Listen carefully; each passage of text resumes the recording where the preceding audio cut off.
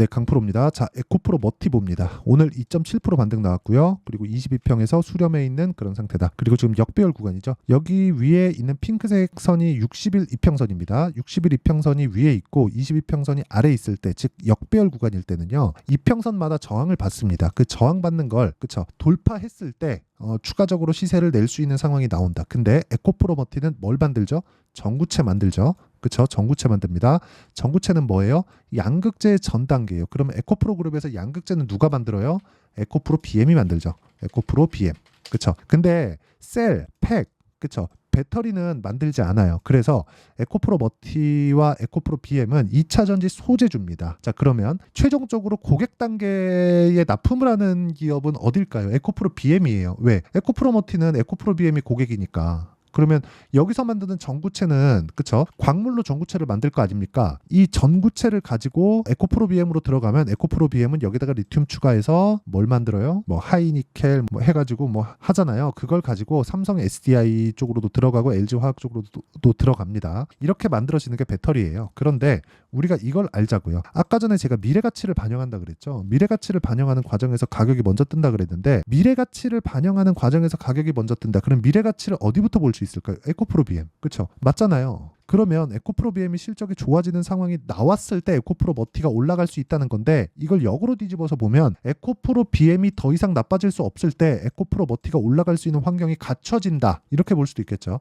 변동성을 따져봐라 그러면 에코프로 머티가 그 변동폭이 더 클 겁니다. 그리고 무엇보다 특히나 지금과 같은 가격대에서는요. 기본적으로 에코프로 머티는 에코프로 BM의 실적을 넘을 수 없습니다. 그렇기 때문에 에코프로 머티의 최대 강세를 보일 수 있는 한도는 에코프로 BM의 50%까지예요. 근데 에코프로 머티의 시가총액 지금 8조 원입니다. 근데 에코프로 BM의 시가총액은 얼마냐? 지금 23조입니다. 그러면 올라갈 수 있는 폭이 한 3조에서 4조 정도 되니까 50% 정도의 상승 여력이 있다는 거예요. 근데 그게 언제 된다?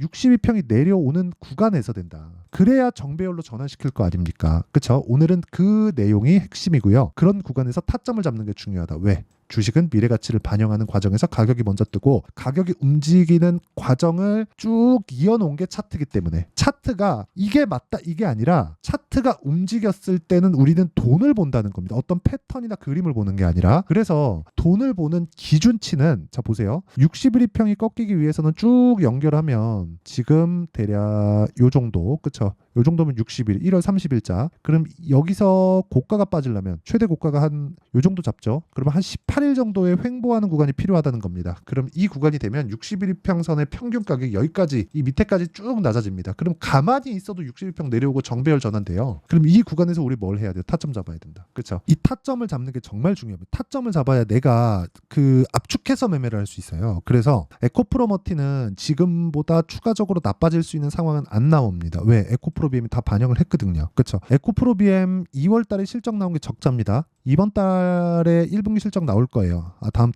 달에 1분기 실적 나올 텐데 그것도 실적 안 좋을 거예요. 이게 다 리튬 가격 때문에 그렇습니다. 리튬을 비싸게 사는 게 있거든요. 그런 부분이 나가면서 당연히 손실로 잡힐 수밖에 없기 때문에 그런 부분이 발생한다. 근데 리튬 가격은요. 유가하고 비슷하게 간다고 보시면 됩니다. 유가는 어떻게 되는지 아시죠?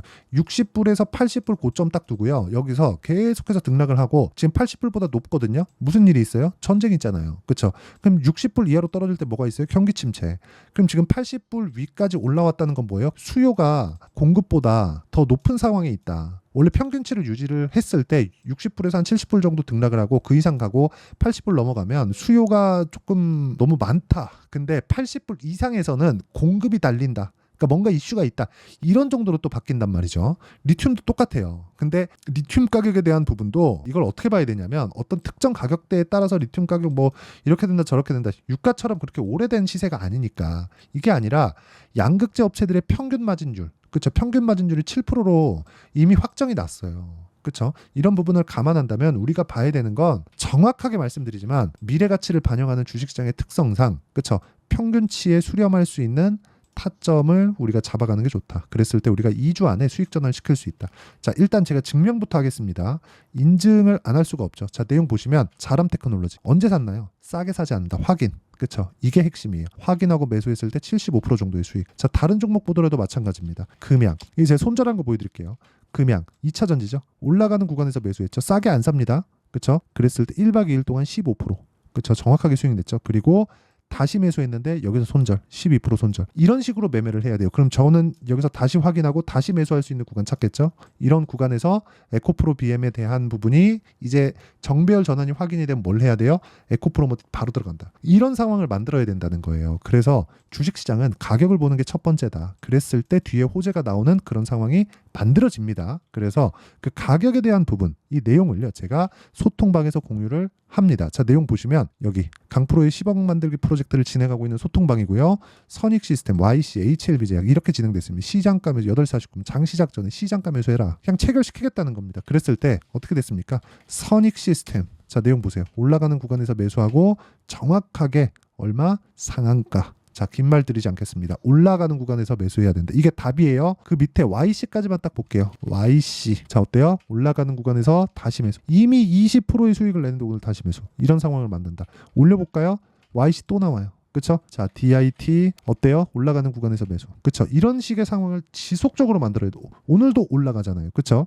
올라가는 구간에서 답이 있다는 겁니다. 이런 부분 반드시 기억하세요. 그래서 매매하는 과정에서 내가 진짜 가격대를 잡기가 어렵다 하면 구독과 좋아요 눌러주시고 상단에 있는 전화번호로 구독 또는 10억이라고 문자 보내주시면 제가 소통방 입장 링크를 순차적으로 공유를 해드리도록 하겠습니다. 여기 다 채널 성장을 위해서 하는 거니까 구독과 좋아요 눌러주시면 입장 가능합니다. 그러면 어떤 종목을 공략하는지 제가 다 인증을 했고요. 무엇보다 중요한 내용이 지금 에코프로머티를 가지고 있는 분들은 정말 스트레스를 많이 받으실 겁니다. 근데 최소한 정배열 정도는 만들어야 된다. 근데 추가적으로 떨어질 수 있는 환경은 갖춰지지 않았다. 두 가지 중에 하나 나와야 돼요. 에코프로 BM이 완전히 더 박살이 나거나 아니면 시장이 박살이 나거나. 근데 시장이 박살나기에는 환율이 너무 높고요. 환율이 이미 높아졌기 때문에 지금보다 더 높아지면 미국에 이 충격을 줄 수 있어요. 그래서 이쪽은 아예 그냥 신경 안 쓰시면 되고 뭐 환율 관련해서 막 위험하다 막 헛소리도 많이 할 겁니다. 그래서 그쪽 아예 그냥 신경 안 쓰셔도 돼요.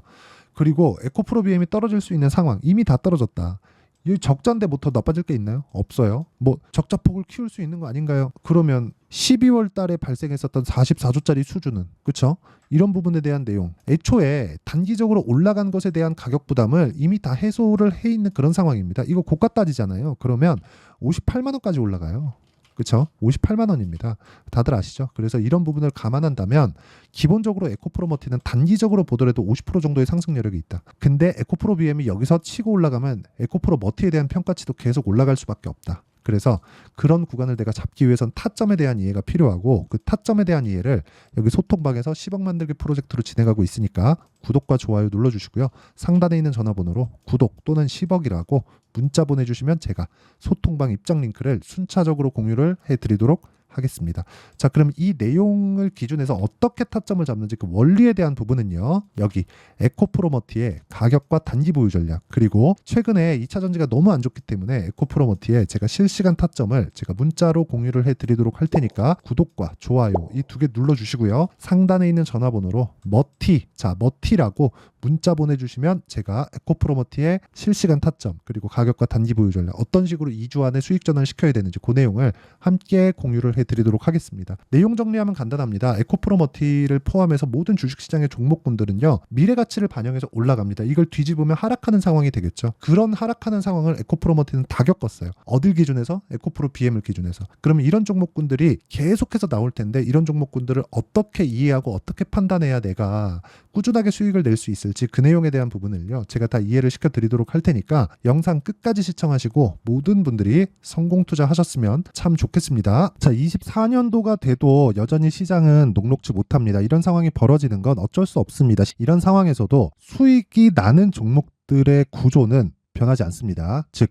대시세 종목에 대한 구조는 변하지 않는다는 거고 실제 제가 소통방에서 지속적으로 이야기를 드리고 있는 내용도 대시세 종목이나 시장 주도주를 공략하는 건 철저하게 가격 분석을 하라고 이야기를 드리고 가격 분석 이후에는 이슈에 대한 파악 그리고 이슈를 파악하고 나서는 다시 내가 얼마에 매수할지 그 타점에 대한 부분을 지속적으로 언급을 하고 있습니다.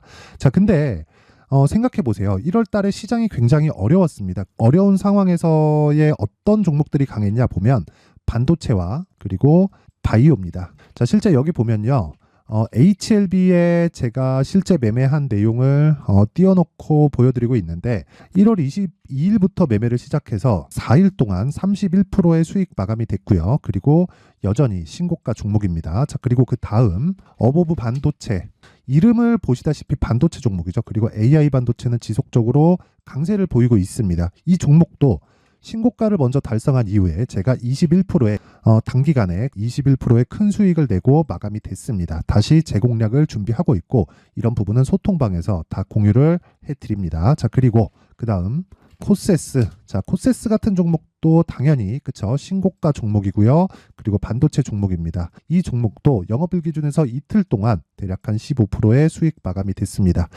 내용을 한번 보시면 어떻습니까? HLB를 포함해서 뭐 30%, 20%, 뭐 15% 이런 식의 수익이 지속적으로 발생하고 있는데 이 세 종목 모두 다 신고가 종목이고 1월 달에 시장이 약세를 보이고 있는 구간에서도 강했었던 그런 종목입니다. 특징점이 하나 있는데 그 이슈에 앞서서 가격이 먼저 반영했다는 거죠. 자, 근데 그게 기업 밸류업 프로그램이라고 하죠.